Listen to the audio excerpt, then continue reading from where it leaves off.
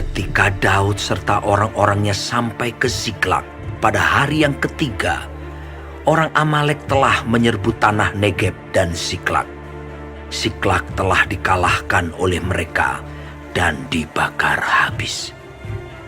Perempuan-perempuan dan semua orang yang ada di sana, tua dan muda, telah ditawan mereka dengan tidak membunuh seorang pun.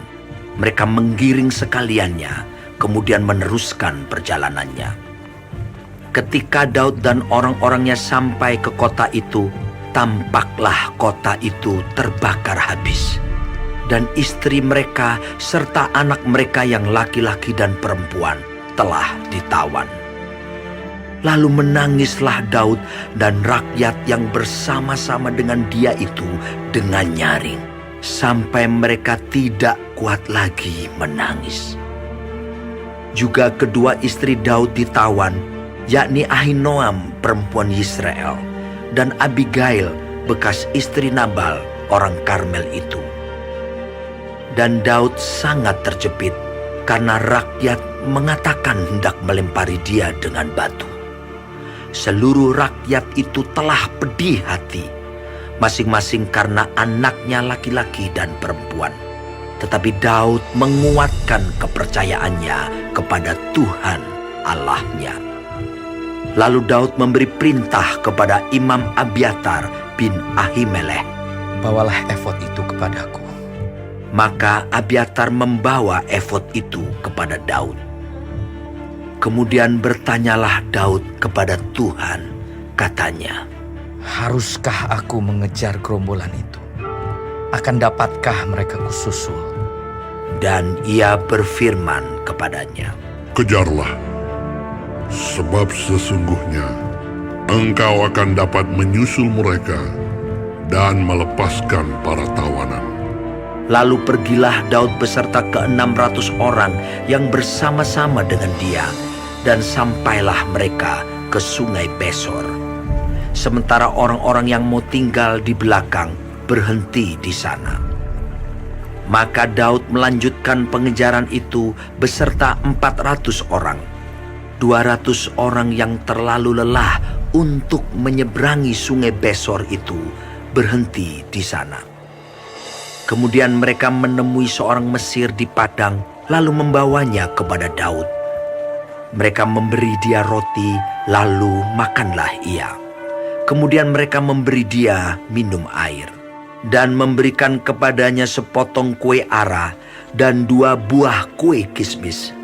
Dan setelah dimakannya, ia segar kembali, sebab ia tidak makan dan minum selama 3 hari 3 malam. Kemudian bertanyalah Daud kepadanya, "Budak siapakah engkau? Dan dari manakah engkau?" Jawabnya, "Aku ini seorang pemuda Mesir, budak kepunyaan seorang Amalek. Tuanku meninggalkan aku karena 3 hari yang lalu aku jatuh sakit. Kami telah menyerbu tanah Negeb orang Kreti dan daerah Yehuda dan tanah Negeb Kaleb, dan Ziklag telah kami bakar habis." Daud bertanya kepadanya, "Dapatkah engkau menunjuk jalan kepadaku ke gerombolan itu?" Katanya, "Bersumpahlah kepadaku demi Allah, bahwa engkau tidak akan membunuh aku dan tidak akan menyerahkan aku ke dalam tangan tuanku itu. Maka aku akan menunjuk jalan kepadamu ke gerombolan itu."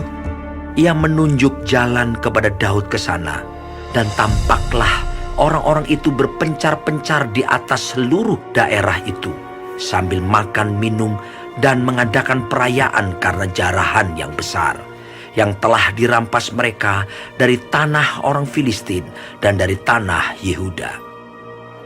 Dan pada keesokan harinya, Daud menghancurkan mereka dari pagi-pagi buta sampai matahari terbenam.